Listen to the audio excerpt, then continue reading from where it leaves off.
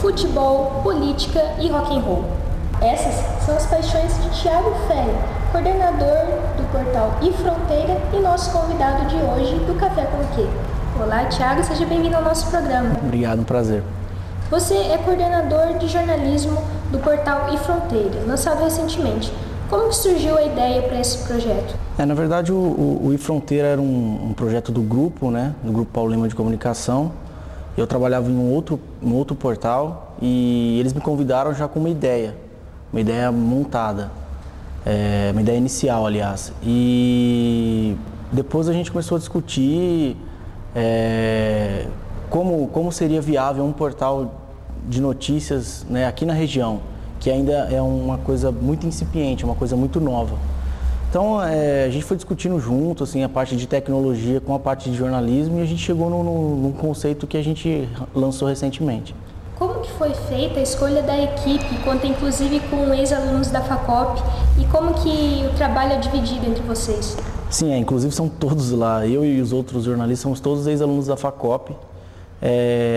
A equipe foi selecionada por entrevista, né? Eu convidei algumas pessoas que eu conhecia para entrevista, chamei umas outras por indicação. E dessas entrevistas a gente tirou os 4 que fazem parte da equipe hoje do iFronteira. Quais são os diferenciais do iFronteira e que relações ele tem com outros portais da Globo, como o G1? O diferencial do iFronteira na região é realmente a estrutura que ele tem, a qualidade que ele tem de layout e de informação, e principalmente a agilidade na informação, que é uma coisa muito nova aqui. Inclusive os internautas mesmo não estão preparados para tanta informação, eles estão acostumados com o jornal impresso, com aquela coisa quadradinha e parada. O online ele é muito rápido e a gente está empregando isso, a atualização muito rápida, instantânea basicamente, com os eventos factuais e etc.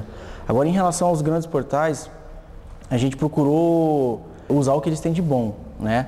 A característica de layout limpo, como o G1, uma coisa bem...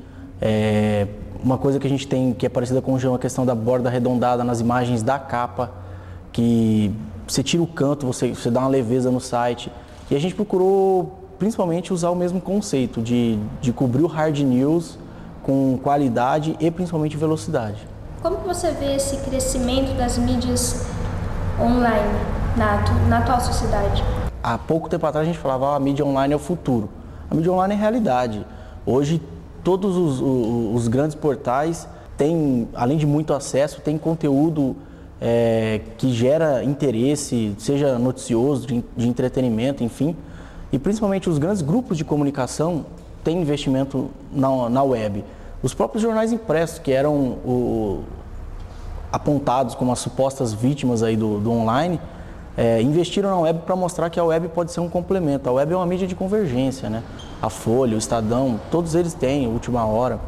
Enfim, a web que era para ser o futuro, é hoje o futuro e o grande barato dela realmente é essa convergência, você poder ter foto, vídeo, texto, tudo que os outros veículos trabalham separadamente, a gente tem num lugar só, né? Você começou a faculdade de engenharia elétrica, mas desistiu ainda no final do primeiro ano. Quando que você percebeu que o que realmente queria era jornalismo? Perceber, eu só fui perceber na hora que eu estava fazendo jornalismo. Eu fiz o ensino médio todo, basicamente, me preparando para fazer uma faculdade de exatas. Eu me dediquei às aulas de exatas, fiz cursinho me preparando para exatas, fiz o vestibular e passei numa faculdade pública, que era o que eu queria, para engenharia. Só que no primeiro semestre de engenharia eu vi que não era o que eu queria fazer realmente pro resto da minha vida. Não me dei muito bem com os números, bem diferente do colégio, né? Uma coisa muito mais difícil.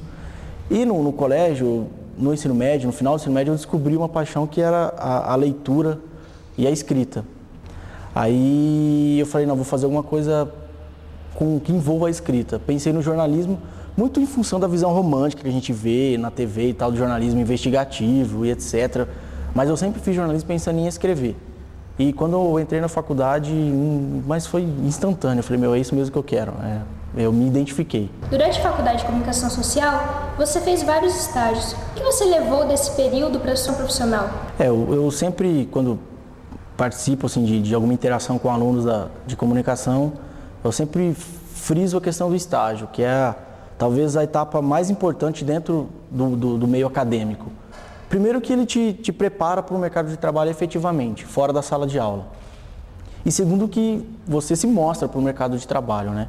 Eu fiz diversos estágios não remunerados, muitos mesmo, trabalhei de graça, igual relógio, sabe? Mas tudo que aparecia eu pegava, eu ficava enchendo o saco de professor, fiz assessoria para um monte de coisa que não tem nada a ver.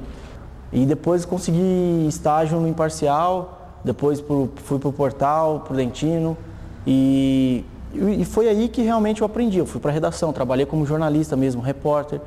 E no sexto, sétimo termo, no oitavo eu já estava contratado. Então, o estágio é a etapa mais importante no meio acadêmico, além teoria, né? Além fora da sala de aula, né?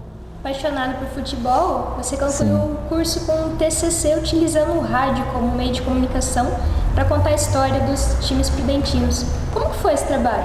Sim, eu e o Michael Morano, amigo meu, colega de turma e amigo, a gente decidiu falar sobre o futebol, porque a gente é apaixonado por futebol e sentia falta de ter essa história dos times prudentinos, né? A gente não tinha muito onde procurar, não tinha acervo, livro, nada. Aí a gente encontrou um outro amigo que também é apaixonado por futebol, uma colega que queria fazer um trabalho de rádio e um outro colega que não gostava nem de futebol nem de rádio, mas que ele queria fazer o trabalho com a gente. Então a gente montou um grupo ali e decidiu levantar a história desses times de Presidente Prudente, que até a época que a gente fez eram 6 times profissionais, depois veio o Grêmio Prudente. A gente decidiu levantar a história e documentar essa história, porque não havia nada assim, não havia livro, não havia documentário, nada acerca disso. A gente escolheu o rádio porque era um veículo em particular que a gente gostava e que a gente queria ter essa memória do futebol prudentino gravada em voz. A gente queria ter os personagens, porque a gente ainda tinha muitos agentes do futebol prudentino vivos, né? E muitos senhores, muitos tiozinhos assim já, e a gente queria guardar isso, a gente queria ter esse documento. Porque fazer um livro, legal, você tem escrito, mas no rádio você tem a emoção da voz, né? A gente queria transmitir essa emoção pro futebol prudentino. Ainda no final da faculdade, você e o Michael continuaram falando de futebol, num blog, o Goleiro Entre Aspas. Por que você acha que os blogs se tornaram uma forma tão eficaz de passar conteúdo para a sociedade? Primeiro porque o blog é segmentado, né? Já entra nele quem quer saber sobre aquele assunto. E é um meio muito opinativo, o cara passa realmente a impressão que ele tem, né? Através do blog. E o nosso blog tinha exatamente esse espírito de a gente dar informação sobre o futebol prudentino, sobre o que estava rolando na cidade e ao mesmo tempo opinar sobre, né? E acho que isso que fez até ser um sucesso relativo durante uns 2 anos aí na cidade. A época do Grêmio Prudente, a gente tinha muito acesso. E assim, a falta de tempo é que mata a maioria dos blogs, né? E foi o nosso caso também. Você fez pós-graduação em política, que é algo de que muitos jovens não gostam. Por que você acha que é importante que o jornalista tenha conhecimento no assunto? Primeiro que a questão da política é um pouco de preconceito, como em várias outras áreas, né? A gente não gosta do que a gente não entende. E eu decidi fazer a pós em política, primeiro porque eu trabalhava muito com política. No portal eu tinha muito que noticiar política. Então, eu na verdade queria fazer uma pós online, mas eu não encontrei nada na região, nem a distância que eu gostasse e tal. E eu encontrei essa de política, me interessei, resolvi fazer. E o que eu notei de muito importante, que é essencial para o jornalista, é entender o que você está fazendo, né? Você estudar a política, você aprende o porquê determinadas coisas acontecem. Coisas simples. Por exemplo, muita gente não sabe, muito jornalista que está começando não sabe, que a Câmara Municipal e a Prefeitura de uma cidade são poderes totalmente independentes, né? Um executivo e outro legislativo. E a gente precisa entender isso porque a gente fala cotidianamente de política. A gente faz matéria sobre vereadores, a gente faz matéria sobre obras da Prefeitura. A gente precisa saber quem aprova e quem assina, entendeu? A gente tem que saber a diferença das coisas. E a política, ela está implícita em muitas coisas do cotidiano, e o jornalista trabalha com o cotidiano, então é importante ele saber o que ele escreve, o que ele está informando, a informação tem que ser precisa. Além de jornalista e apaixonado por futebol, você tem outra paixão, que é o rock and roll. Sim. Conta um pouco pra gente sobre sua banda. A banda é uma brincadeira, na verdade, não tem nada profissional. Acho que como a maioria dos garotos, eu, quando jovem, tive uma banda, brincava na garagem, rock and roll. Sou apaixonado pelo rock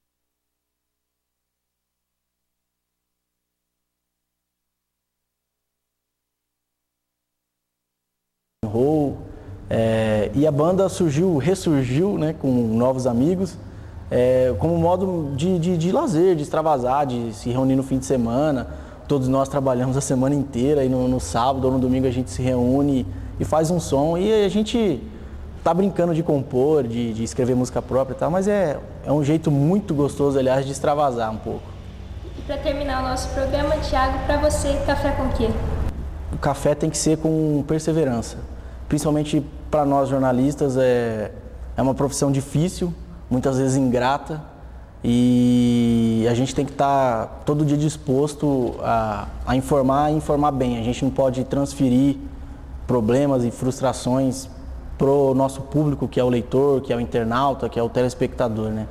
Então a gente tem que ter perseverança para continuar na profissão, para lutar por melhorias, para lutar por um Brasil melhor, que começa pela gente, começa pelo município, vai pelo estado e aí daí em diante. Então, para o jornalista é muito importante a perseverança. Obrigada pela sua participação. Eu que agradeço.